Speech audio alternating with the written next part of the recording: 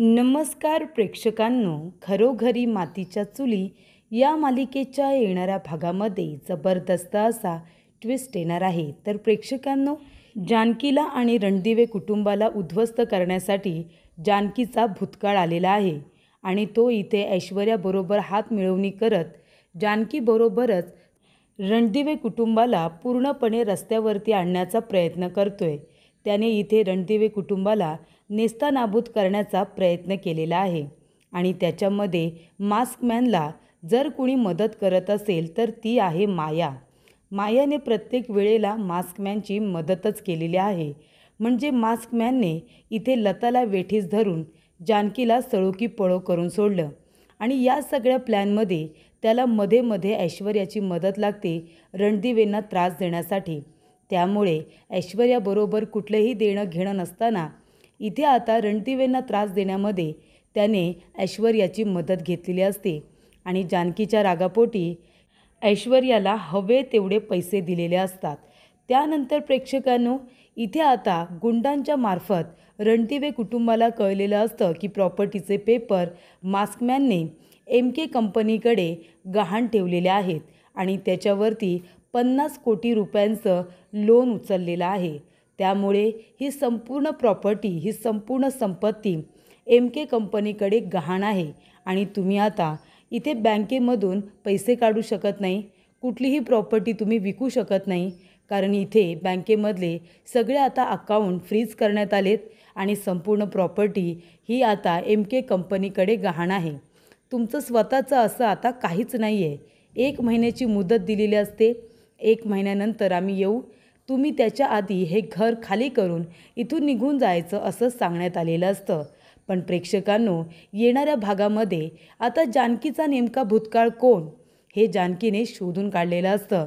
तर जानकीचा भूतकाळ हा नेमका कोण आहे हे आता जानकीने गुरुजींना विचारलेलं असतं। तिच्या भूतकाळामध्ये नक्कीच अशी कुठली तरी गोष्ट घडली हे आता गुरुजींना समजलेलं असतं आणि त्यामुळेच कुठे ना कुठेतरी त्या भूतकाळाची सावली तिच्या वर्तमानावरती खूपच वाईट पद्धतीने पडलेली असते। त्यामुळे प्रेक्षकांनो, इथे आता गुरुजी जेव्हा जानकीला विचारतात की नकळतपणे भूतकाळात तू कुणाला दुखावलंयस का, आणि जर दुखावलं असशील तर या पेपरवरती त्या व्यक्तीचं किंवा त्या वस्तूचं चित्र काढण्याचा प्रयत्न कर। आणि तेव्हा प्रेक्षकांनो, तिने आता हार्ट शेप काढलेला असतो आणि त्याच्यावरती गुणिले काढलेला असतो आणि तेव्हा प्रेक्षकांनो, इथे आता त्या व्यक्तीचं नाव समोर आलेलं असतं आणि ती व्यक्ती म्हणजे मकरंद। त्यामुळे प्रेक्षकांनो, इथे आता ऋषिकेशने मकरंदचं नाव घेतलेलं असतं आणि हा तोच मकरंद आहे जो 10 वर्षांपूर्वी कॉलेजमध्ये जानकीवरती भरभरून प्रेम करत होता। पण ते प्रेम एकतर्फी असल्यामुळे ते प्रेम सफल होत नाही। तर इथे जानकीवरती प्रेम करणारा मकरंद आणि तो तिचा भूतकाळ बनून 10 वर्षानंतर तिचं लग्न झालेलं असतानासुद्धा, ती कुटुंबामध्ये असतानासुद्धा तिला उद्ध्वस्त करण्यासाठी, तिला त्रास देण्यासाठी परत आलेला असतो।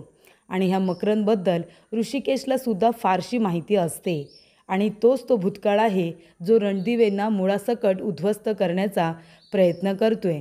तेव्हा प्रेक्षकांनो, मकरंदचं नाव कळल्यानंतर त्याने हे रणदिवे कुटुंबाला उद्ध्वस्त करण्याची शपथ का घेतली याचा खुलासा आता जानकी आणि ऋषिकेश यांच्यासमोर झालेला असतो।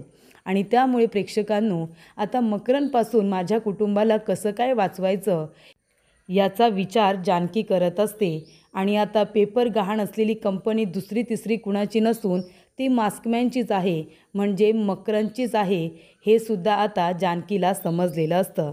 तर प्रेक्षकांनो, येणाऱ्या भागामध्ये कशा पद्धतीने या गोष्टी पुढे घडत जातात आपण सविस्तरपणे बघूया।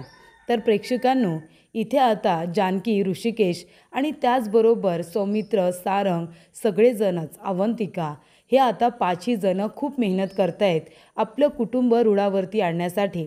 इथे आता फराळ विकून जे पैसे मिळणार होते त्याच्यातून त्यांची दिवाळी साजरी होणार होती।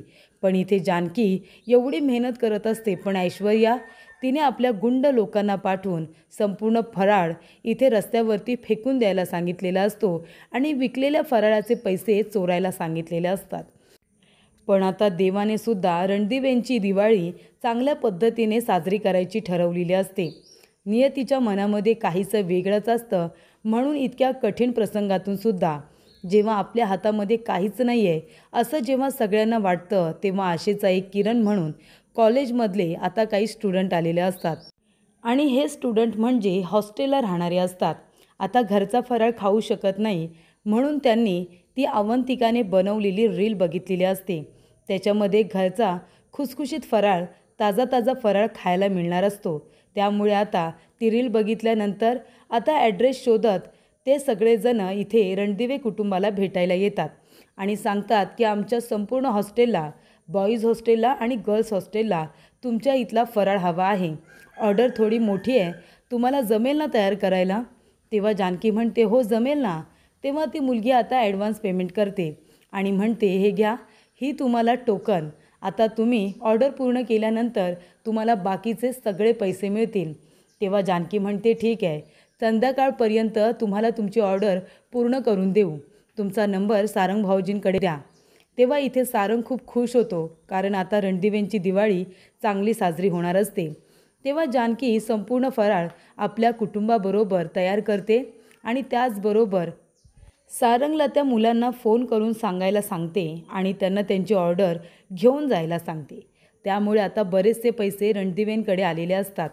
तेव्हा इथे ऋषिकेश ते पैसे जानकीकडे ठेवायला देतो. जानकी घाबरते आणि म्हणते ऋषिकेश प्लीज आता पैसे वगैरे माझ्याकडे देऊ नका.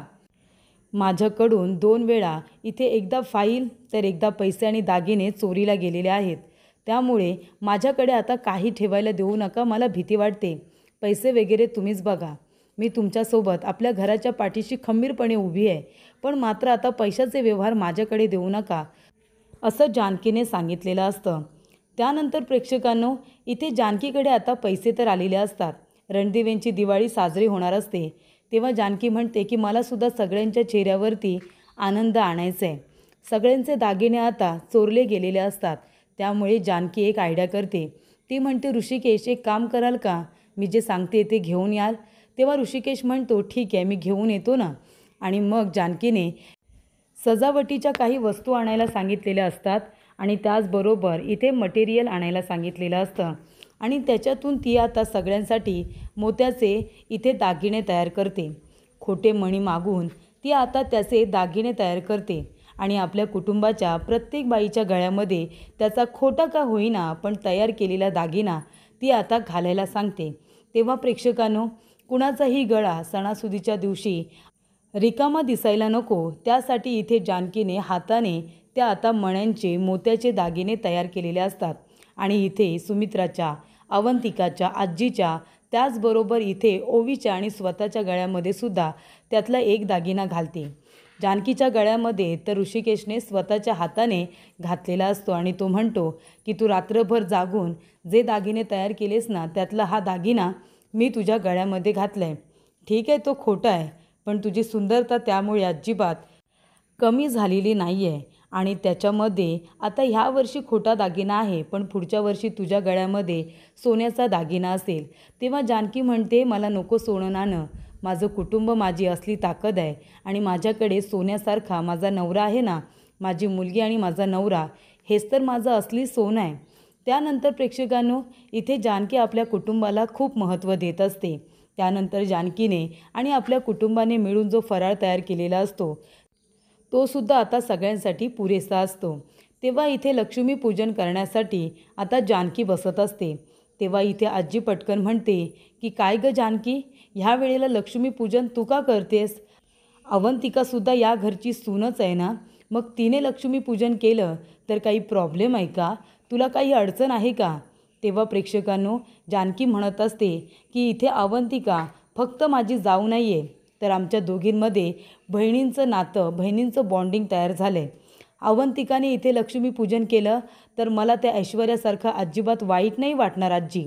आणि हे बघा, तुम्ही आता आमच्या दोघींमध्ये फूट पाडू नका प्लीज. इथे ऐश्वर्याच्या बाबतीतसुद्धा तुम्ही तेच केलं. तेव्हा प्रेक्षकांनो, इथे आता जानकी म्हणत असते हे जर तुम्ही मला आधीसुद्धा सांगितलं असतं तरी माझी काही हरकत नव्हती. अवंतिका, ये बाळा, लक्ष्मीपूजन माझ्या हातून झालं काय तुझ्या हातून झालं काय? अगं तू सुद्धा या घरची खरी लक्ष्मीच आहेस, कारण तू हे घर कधी उद्ध्वस्त करण्याचा प्रयत्न नाही केलास. त्या ऐश्वर्याप्रमाणे नेहमी माझ्या पाठीशी खंबीरपणे उभी राहिलीस आपलं घर वाचवण्यासाठी. त्यामुळे तुझ्या हातून जरी लक्ष्मीपूजन झालं ना, तरीसुद्धा आपल्या घरातली लक्ष्मी प्रसन्नच होणार आहे आणि त्याचा मला आनंदच होणार आहे. तेव्हा ये बरं इथे बस. तेव्हा अवंतिका म्हणते, जानकी वहिनी, तुम्हीसुद्धा उठू नका. तुम्ही काही कमी नाही केलं या घरासाठी. कुणाला त्याची कदर असो की नसो, पण आम्हाला माहिती आहे ना तुम्ही किती या घरासाठी झटताय त्या. तुम्हीसुद्धा तिथे बसा. आज आपण चौघेजणं मिळून लक्ष्मीपूजन करूया, माझी काही हरकत नाही. त्यानंतर प्रेक्षकांनो, इथे आता आजीला दोघींनीसुद्धा इग्नोर केलेलं असतं आणि जानकी अवंतिका दोघेजणं मिळून इथे लक्ष्मीपूजन करतात. त्यानंतर प्रेक्षकांनो, इथे आता सगळ्यांना फराळ दिलेला असतो. जानकीने प्रत्येकीच्या गळ्यामध्ये खोटा का होईना पण दागिना घातलेला असतो आणि ऐश्वर्याने कितीही प्रयत्न करू दे रणदिवेंची दिवाळी खराब करण्याची, पण त्यांची दिवाळी उत्साहामध्ये साजरी होते. कारण सारंग गेलेला असतो फटाके आणायला आणि जानकी अवंतिकाने घरामध्ये सगळीकडे दिवेसुद्धा लावलेले असतात आणि त्यानंतर छान रांगोळी काढलेली असते आणि तेव्हा सारंग फटाके घेऊन येतो आणि ओवी आणि संपूर्ण रणदिवे कुटुंब फटाकेसुद्धा वाजवतात. त्यांना असं आनंदी बघून इथे आता ऐश्वर्याला आणि मास्कमॅनला दोघांनासुद्धा राग येणारच असतो. पण तेवढ्यातच प्रेक्षकांनो, इथे आता माया घरामध्ये नसते. माया गेलेली असते, ती म्हणजे मास्कमॅनला भेटायला, आणि ही गोष्ट ऐश्वर्याला समजलेली असते. तेव्हा ऐश्वर्या म्हणते की आता ह्या मायाला भेटायलाच हवं. तेव्हा ती मायाला फोन करते आणि भेटायला बोलावते. तेव्हा इथे मायाला ती म्हणत असते की माया, तुला आणि मास्कमॅनला मी दोघांना प्रत्येक वेळेला एकत्र बघितले. तू मला सांग, तुझा आणि त्या मास्कमॅनचा काही संबंध काय आहे? तेव्हा माया म्हणत असते की माझा आणि मास्कमॅनचा काही संबंध नाही आहे, जानकी आणि मास्कमॅनचा संबंध आहे. तेव्हा ऐश्वर्या म्हणते, पण त्या दोघांचा नक्की काय संबंध आहे? तो मास्कमॅन त्या जानकीच्या आणि रणदिवे कुटुंबाच्या मागे इतका हात धुवून का लागलाय? तेव्हा इथे आता माया सांगते की नक्की काय प्रकरण आहे ते. मायाने आता ऐश्वर्याने ब्लॅकमेल केल्यानंतर सत्य सांगितलेलं असतं की इथे जानकीच्या मागे मास्कमॅन हात धुवून लागलाय, कारण त्या मास्कमॅनचं इथे जानकीवरती कॉलेजच्या वेळेमध्ये एकतर्फी खूपच जास्त प्रेम होतं. त्यानंतर प्रेक्षकांनो, हे सत्य आता मायाने ऐश्वर्याला सुद्धा सांगितलेलं असतं. त्यानंतर प्रेक्षकांनो, आता रणदिवेंची दिवाळी व्यवस्थित साजरी होते. ओवीला नवीन कपडे आणले असतात, तिला दागिनासुद्धा गळ्यामध्ये खोटा का होईना घातलेला असतो, तिने फटाकेसुद्धा वाजवलेले असतात, मिठाई खाल्लेली असते, तिची दिवाळी आनंदात साजरी होते. त्यानंतर जानकी म्हणते की आपल्या आयुष्यामध्ये इतके चढ उतार का येत आहेत ऋषिकेश? आपण इतकं व्यवस्थित सगळं करण्याचा प्रयत्न करतोय, तरीसुद्धा हा मास्कमॅन कोण आहे कोण? आणि नक्की माझा भूतकाळ असं काय आहे जो माझा भूतकाळ आता आपला पाठलाग करतोय? तेव्हा इथे जानकी म्हणते की ऋषिकेश, आपण गुरुजींकडे जाऊया आणि त्यांनाच आपण विचारूया की आपल्या पाठी ही साडेसाती कशामुळे आलेली आहे. तेव्हा जानकी ऋषिकेश आता एक नावाजलेले गुरुजी असतात त्यांच्याकडे जातात. तेव्हा जानकी म्हणत असते, गुरुजी, मला कळत नाही आहे गेली 6 महिने आमच्या मागे नक्की काय सुरू आहे. जेवढं मी माझं घर सुरळीत करण्याचा प्रयत्न करते तेवढे आम्ही उद्ध्वस्त होतोय की काय, असं मला वाटतंय. आणि इथे नक्की तो माणूस कोण आहे जो माणूस आम्हाला इथे त्रास देण्याचा प्रयत्न करतोय? त्याला आम्ही सगळेजण मास्कमॅन म्हणतो, कारण त्याचा चेहरा आम्ही कुणीही बघितलेला नाही आहे. सतत तोंड झाकलेलं, अंगामध्ये काळा कोट आणि डोक्यामध्ये मोठी टोपी, असं त्याचं वर्णन आहे. पण तो माणूस आम्हाला स्वस्तपणे का जगू देत नाही आहे? आणि मला जोगतीने सुद्धा सांगितलं होतं की माझा भूतकाळ माझा पाठलाग करतोय म्हणून. हा माझा काय भूतकाळ आहे? तेव्हा गुरुजी म्हणत असतात की जानकी ऋषिकेश, तुम्ही खूप मोठ्या संकटात सापडलाय. जानकी, असं काही भूतकाळामध्ये घडलंय का? न कळतपणे तुझ्याकडून कुणी दुखावलं गेलंय का? तेव्हा इथे डोळे बंद कर, आठवण्याचा प्रयत्न कर आणि ह्या पेपरवरती जे तुला वाटेल ना ते काढण्याचा प्रयत्न कर. तेव्हा जानकी डोळे बंद करते. तेव्हा तिच्यासमोर एक चित्र येतं. एक माणूस जबरदस्तीने तिचा हात धरतोय आणि तिच्याबरोबर लग्न करण्याचा प्रयत्न करतोय. तिच्या गळ्यामध्ये जबरदस्तीने मंगळसूत्र घालण्याचा प्रयत्न करतोय.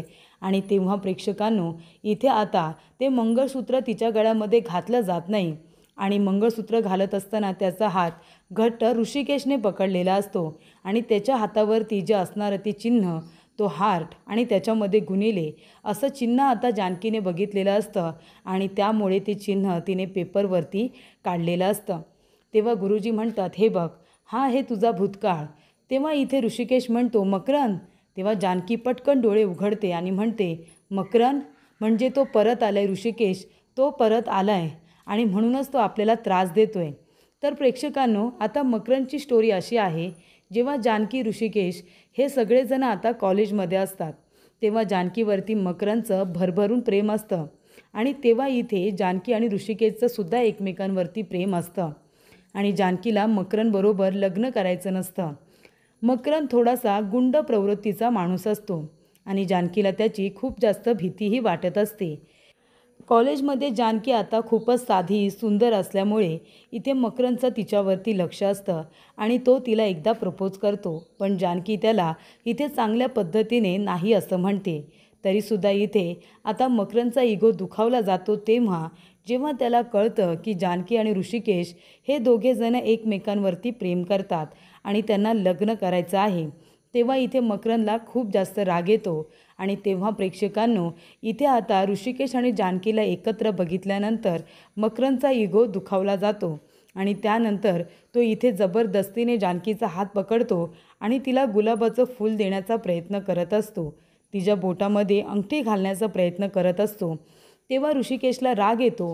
ही गोष्ट आता जानकी ऋषिकेशला सुद्धा सांगते. तेव्हा ऋषिकेश मकरंदला समजावण्याचा प्रयत्न करतो, पण इथे मकरंद आता ऋषिकेशवरतीच हात उगारतो. तेव्हा ऋषिकेश त्याला बेदम मारतो सुद्धा. त्याला बरोबर धडा शिकवतो, त्याचं थोबाड फोडतो आणि तोच राग आता मकरंदने लक्षात ठेवलेला असतो. त्यानंतर मकरंदला इतका राग येतो की तो जबरदस्तीने आता जानकीबरोबर लग्न करण्याचा प्रयत्न करतो. आपल्या मित्रांना सांगून मंदिरामध्ये त्याने इथे लग्नाची तयारी केलेली असते. गुरुजींना सुद्धा बोलावलेलं असतं आणि मंगळसूत्रसुद्धा आणलेलं असतं, कारण ऋषिकेश म्हणतो, जानकी फक्त माझी आहे, आम्ही दोघेजणं लग्न करणार आहोत. तेव्हा जानकी ऋषिकेशचं लग्न होण्याच्या आधीच एमके म्हणजे मकरंद तिच्याबरोबर लग्न करत असतो. त्यामुळे प्रेक्षकांनो, इथे आता जानकीला जबरदस्तीने त्याने तयार करायला सांगितलेलं असतं आणि मंदिरामध्ये तिला खेचत खेचत तो आता 7 फेरे घेत असतो आणि तिच्या गळ्यामध्ये मंगळसूत्र घालायला जाणार तेवढ्यातच तिथे ऋषिकेश येतो आणि इथे त्याचा हात पकडतो. त्याचा हात पकडतो आणि जानकीच्या गळ्यामध्ये त्याला मंगळसूत्र घालू देत नाही. जानकी जाऊन ऋषिकेशला मिठी मारते आणि त्यानंतर प्रेक्षकांनो, इथे मंगळसूत्र त्याच्या हातामध्येच राहिलेलं असतं. तेव्हा तो मंगळसूत्र आपल्या हातामध्ये इतक्या जोरात पकडतो की त्याच्या हातातून रक्त आलेलं असतं. त्यानंतर प्रेक्षकांनो, ऋषिकेश येताना एकटा येत नाही, पोलिसांना आपल्याबरोबर घेऊन येतो. इथे आता जानकीवरती लग्नाची जबरदस्ती करणाऱ्या मकरंदला पोलिसांनी अरेस्ट केलेलं असतं आणि त्यामुळेच इथे आता मकरंद हा जानकीमुळे का होईना पण जेलमध्ये गेलेला असतो आणि तोच राग मकरंदच्या मनामध्ये असल्यामुळे तो आता 10 वर्षांनी का होईना पण जानकीला आणि रणदिवे कुटुंबाला तो त्रास देण्यासाठी परत आलेला आहे. आता एमकेची म्हणजे मकरंदची खूप मोठी कंपनी आहे.